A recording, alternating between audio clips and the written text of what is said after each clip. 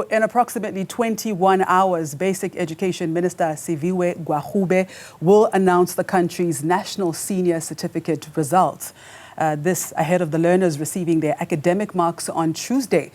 For many learners, their results will determine the next phases into their lives, with some looking to study further at higher education institutions and others searching for alternative options. Let's look at how learners can make this transition a swift one with Associate Professor and Deputy Head of School Accounting at the University of Johannesburg, Professor Lethiwe Nzama-Sithole. Welcome to Newzroom Afrika. It's so good to have you. Thank you so much, Mr. Chairman. Thank you for the opportunity and good morning to the viewers at home.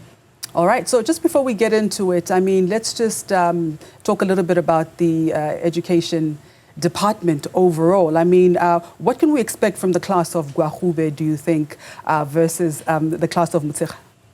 I think there will be a lot of changes. We've seen there's an increase in terms of the number of matriculants that have written the exams. So there is hope, and there were no incidents in terms of scandals of papers being leaked.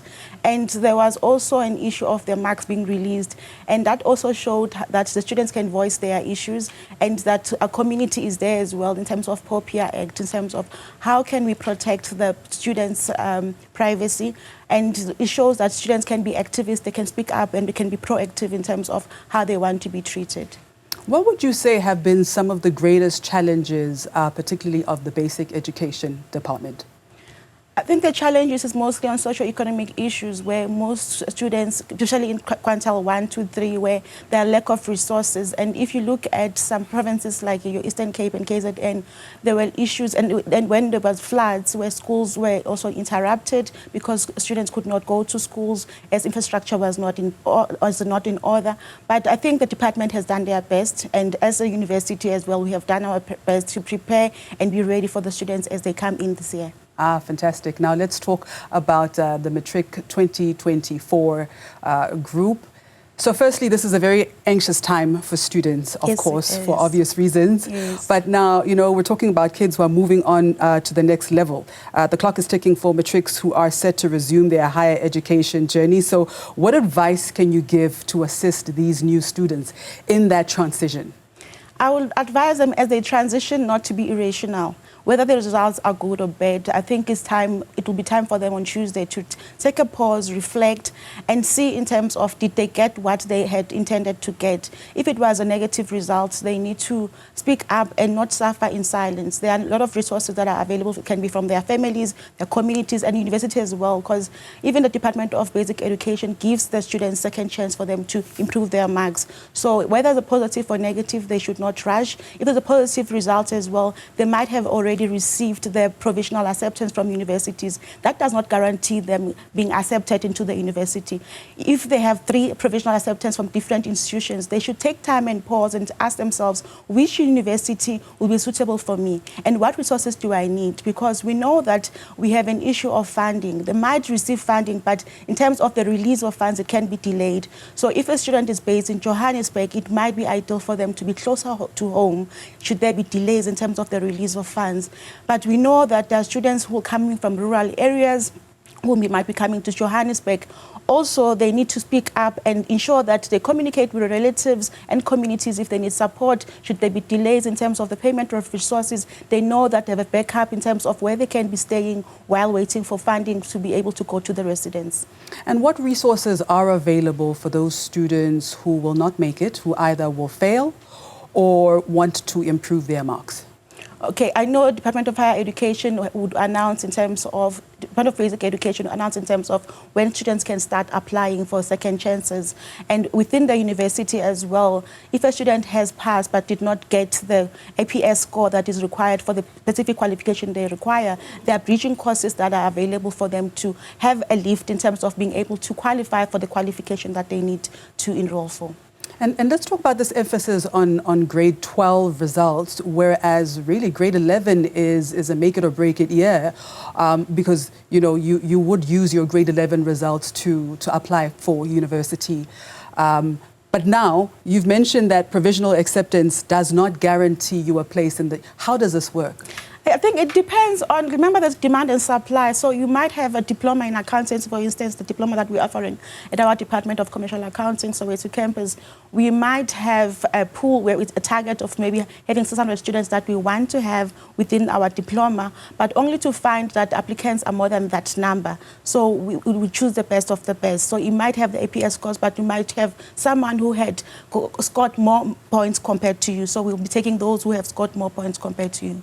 All right, and we spoke about some of the challenges within the schooling system. I just want to know from you, especially in light of the fact that amongst many other things such as socio-economic issues, there was also COVID. Would you say that schools have recovered from COVID? I believe they have, and when I reflect on our organization at UJ, we have a program that we run, which is a peer mentorship program, where we have our first-year students, as they transition to the university, we get our second and third-year students to support them as their mentors. And during COVID-19, where students were isolated, and with our university, University of Access, we did allow students to stay on campus. And while they stay on campus, we also ensure that their mental health is at core, they have agility, they have resilience, they have tenacity. And through the mentorship program, we managed to extend the program, because usually it runs for 6 months. But because of COVID-19, we had to extend it to ensure that students are supported, they have that sense of belonging. And it really worked, because I did a cross-sectional study to reflect on how our program has been received by both mentees and mentors, where I looked at between 2020 and 2022 in terms of how the program itself has added value in terms of the quality of life of our mentors and mentees, and them developing resilience. And the results of my study indicated that indeed students were resilient, and indeed they had quality of life, because they did not feel alone, they did not feel they were alone, they could not navigate life because of isolation, but they felt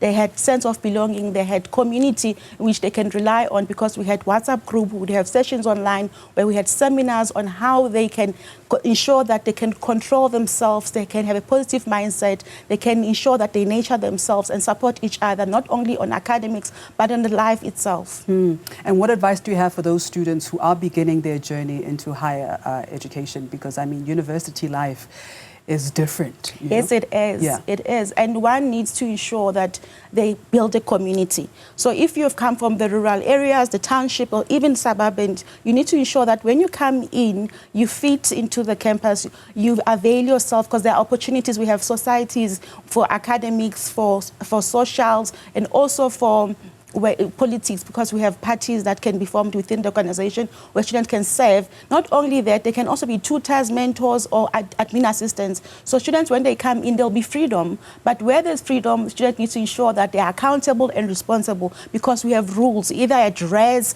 when you go to the classroom, when you attend tutorials, there are regulations which are in place, there are policies within how students need to carry themselves. Even now with technology, where ChatGPT is used, students need to know how do they carry themselves when they write assessment, ensuring that they are ethical, they comply, they don't find themselves in trouble at the end of the journey. And they need to also ensure that they are aware of the effect of unemployment rate, even on graduates, that as they are at the university for 3 years, they need not to only have the qualification when they complete, but they need to have those soft skills that will assist them to be employable. If not employable, but they should be able to create opportunities for the community where they find themselves. What do you mean by soft skills? Soft skills, like now when we communicate, when one is articulating and one is conflict in terms of conflict management, and also when you have to present or interview skills. Master Chaba, you sometimes find a student completing a qualification, and their first interview, they struggle because they don't know how to carry themselves, they don't know how to dress, they don't know how to speak, they don't know even how to type an email.